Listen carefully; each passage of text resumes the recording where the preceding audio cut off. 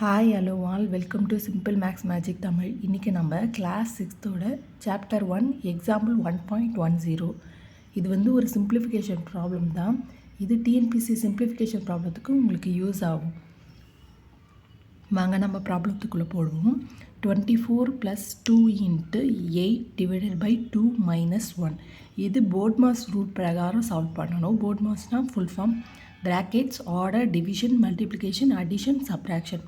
ப்ராக்கெட்ஸ்னால் first வந்து brackets அந்த ப்ராப்ளத்தில் வந்து ப்ராக்கெட்ஸ் ஃபஸ்ட்டு இருந்தால் அதை தான் ஃபஸ்ட்டு சால்வ் பண்ணணும். நெக்ஸ்ட் வந்து ஆர்டர், ஏதாவது ரூட் இல்லைன்னா வந்து ஸ்கொயர், எக்ஸ்போனன்ட்ஸ் வந்து இருந்தால் அதை சால்வ் பண்ணணும். Next division, multiplication, addition, subtraction.